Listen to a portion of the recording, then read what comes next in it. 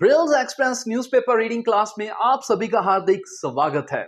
आज की हमारी फर्स्ट हेडलाइन है law and order situation grim in city. यहां से करें नोट, law and order situation grim. Grim शब्द काफी आता है इन सिटी। चलो जी, वन बाय वन अब हम वर्ड्स सीखते हैं। लॉ एंड ऑर्डर का मतलब होता है कानून व्यवस्था। जल्दी से नोट कर लें, लॉ एंड ऑर्डर का मतलब कानून व्यवस्था। सिचुएशन का मतलब स्थिति। आगे वर्ड आया है ग्रिम। जी, ग्रिम का मतलब होता है गंभीर, सीरियस।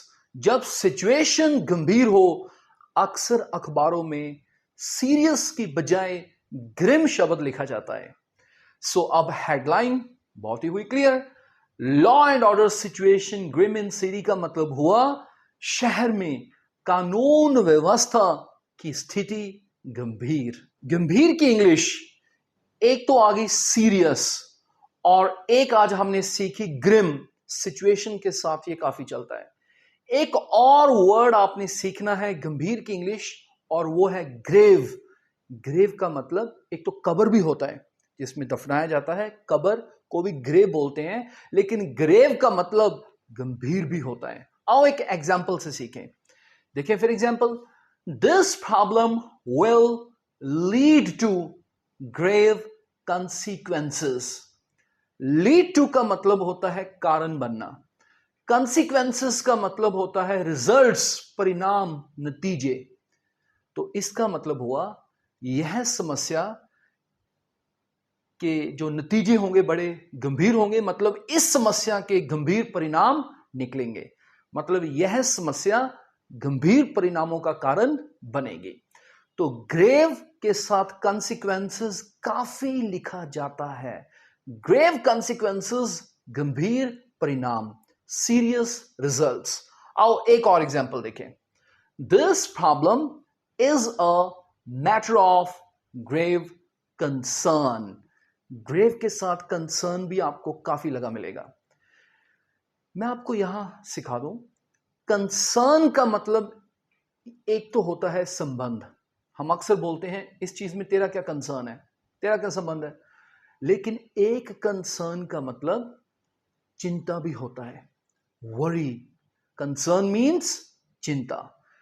सो इस समस्या, ये बन गया, यह समस्या एक गंभीर चिंता का विषय है। जब आपने कहना हो यह चीज एक गंभीर गंभीर चिंता का विषय है, तो आपने कहना है this is a matter of grave concern. ये एक्सप्रेशन काफी चलता है, a matter of grave concern. दो बार खुद बोले, a matter of grave concern. Grave concern का मतलब सीरियस वरी, गंभीर चिंता। अगली सुर्खी पर चलते हैं। New policy to tame inflation. यहां से करें नोट, new policy to tame inflation. New policy हम समझते हैं, टेम का क्या मतलब है। टेम का मतलब होता है काबू करना। वैसे टेम का मतलब होता है वश में करना, या फिर ये जानवरों के लिए भी यूज किया जाता है, किसी को पालतू बनाना, मतलब अपने वश में करना, काबू में करना। सो अगला शब्द है इन्फ्लेशन। जी, इन्फ्लेशन का मतलब होता है महंगाई। महंगाई को काबू में करने की इंग्लिश एक तो आ गई कंट्रोल इन्फ्लेशन, इन्फ्लेशन को कंट्रोल करना। पर आप देखेंगे अखबारों में जब इन्फ्लेशन को काबू में करने की इंग्लिश लिखी जाती है, तो कंट्रोल तो लिखी ही जाती है, इसके अलावा टेम वर्ड इन्फ्लेशन के आगे काफी लिखा जाता है। तो my dear students, new policy to tame inflation, इसकी हिंदी बनी महंगाई को काबू करने के लिए नई नीति। अगली हेडलाइन है टूरिज्म विटनेस्ड अनप्रेसिडेंटेड बूम। यहां से लिख लें, टूरिज्म विटनेस्ड अनप्रेसिडेंटेड बूम। अब एक एक करके हम वर्ड्स पढ़ते हैं।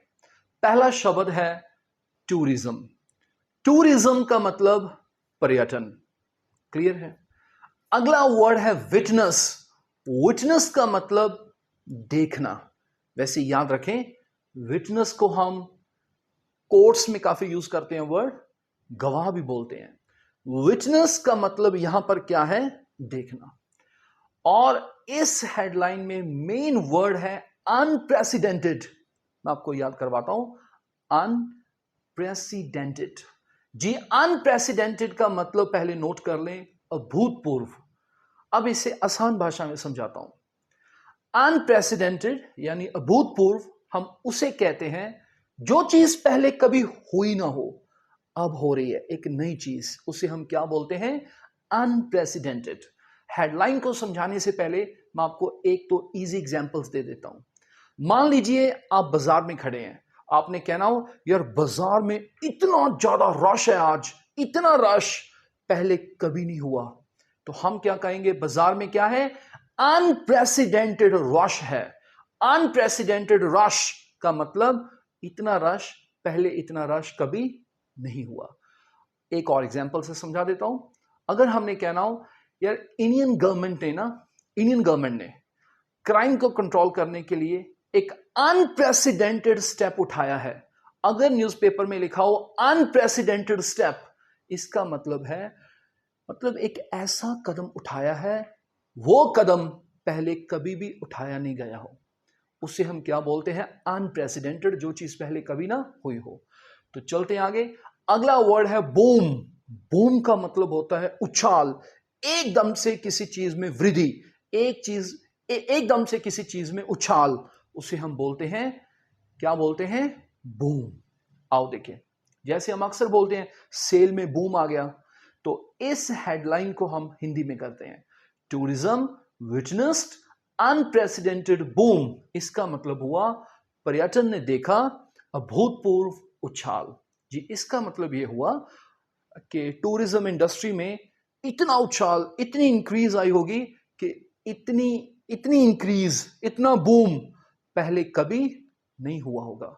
तो इस हेडलाइन से हमने सीखा, विटनेस का मतलब देखना, अनप्रेसिडेंटेड का मतलब अभूतपूर्व, जो चीज पहले कभी ना हुई हो अब हो रही है, बूम का मतलब उछाल। अगली हेडलाइन है police initiated probe into graft charges. यहां से देखें, police initiated probe into graft charges. पहला शब्द आया है इनिशिएट। जी, इनिशिएट का मतलब होता है शुरू करना। अगला वर्ड है प्रोब। प्रोब का मतलब होता है जांच, मतलब इन्वेस्टिगेशन। प्रोब मींस जांच। अगला वर्ड है ग्राफ्ट, काफी आता है न्यूज़पेपर्स में। ग्राफ्ट का मतलब है भ्रष्टाचार। आपने भ्रष्टाचार की इंग्लिश करप्शन सुनी होगी, लेकिन अखबारों में ग्राफ्ट वर्ड काफी यूज किया जाता है। अगर आपको ग्राफ्ट वर्ड दिख जाए, इसका मतलब क्या है, भ्रष्टाचार। और चार्ज का मतलब होता है आरोप। चार्ज का मतलब आरोप। तो हेडलाइन हुई बड़ी clear, police initiated probe into graft charges. इसका मतलब हुआ पुलिस ने भ्रष्टाचार आरोपों की जांच की शुरू। अगली हेडलाइन है flood victims sought government aid. Flood victims sought government aid. आओ देखें, इसे नोट कर ले पहले, flood victims sought government aid. पहला शब्द है फ्लड, जिसका मतलब है बाढ़। अगला वर्ड है विक्टिम। विक्टिम का मतलब होता है पीड़ित, प्लूरल में विक्टिम्स। अगला वर्ड है सॉट। सॉट का मतलब है मांग की, इसे हम समझते हैं। असल में एक शब्द होता है सीक, इसकी सेकंड फॉर्म है सॉट, थर्ड फॉर्म है सॉट। सो हेडलाइन में सेकंड फॉर्म लिखी है। सीक का मतलब होता है मांग करना, डिमांड करना, मांग करना। इसकी second form sought, third form sought, जिसका मतलब क्या हुआ, मांग की। आगे चलते हैं, एड। एड का मतलब होता है सहायता, यानी मदद। गवर्नमेंट एड मींस सरकार से सहायता। सो हेडलाइन हुई बड़ी ही clear, flood victims sought government aid. प्यारे दोस्तों, इसका मतलब हुआ बाढ़ पीड़ितों ने सरकार से सहायता की मांग की। अगली हेडलाइन है vehicles stranded on waterlogged expressway। यहां से करें note, vehicles stranded on waterlogged expressway। Vehicles मतलब वाहन, स्ट्रैंडेड का मतलब होता है फंसे, मतलब जो चीज कहीं फंस जाती है उसे हम स्ट्रैंडेड बोलते हैं, फंसी हुई चीज। अगला वर्ड है वाटरलॉग्ड। वाटरलॉग्ड का मतलब होता है जलमग्न। अगर कोई रोड वाटरलॉग्ड है, इट मींस वो सड़क पानी पानी हुई पड़ी है, मतलब पानी से भरी पड़ी है। सो वाटरलॉग्ड मींस आसान भाषा में कहें पानी से भरा हुआ, मतलब जलमग्न। तो हेडलाइन हुई बड़ी clear, vehicles stranded on waterlogged expressway का मतलब हुआ जलमग्न एक्सप्रेसवे पर फंसे वाहन। कोई एक्सप्रेसवे था, वहां बारिश आ गई होगी या कोई किसी कारण से वहां पानी पानी आ गया होगा और वहां पर जो व्हीकल्स थे वो वहीं फंस गए होंगे। तो व्हीकल्स क्या हो गए, वहां पर स्ट्रैंडेड हो गए।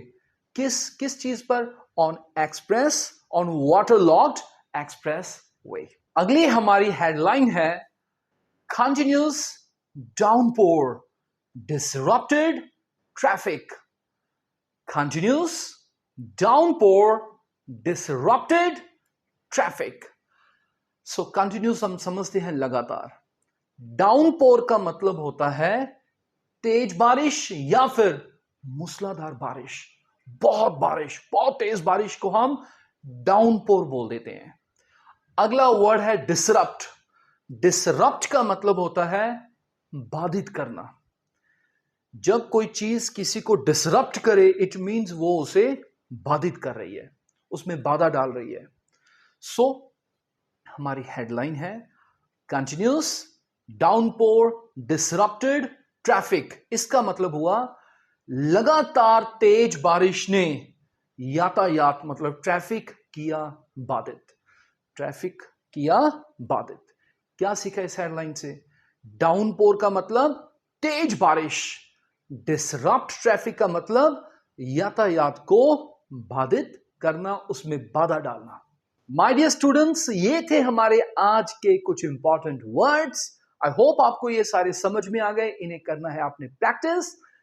मिलते हैं स्टूडेंट्स अगले लेक्चर में। बाय।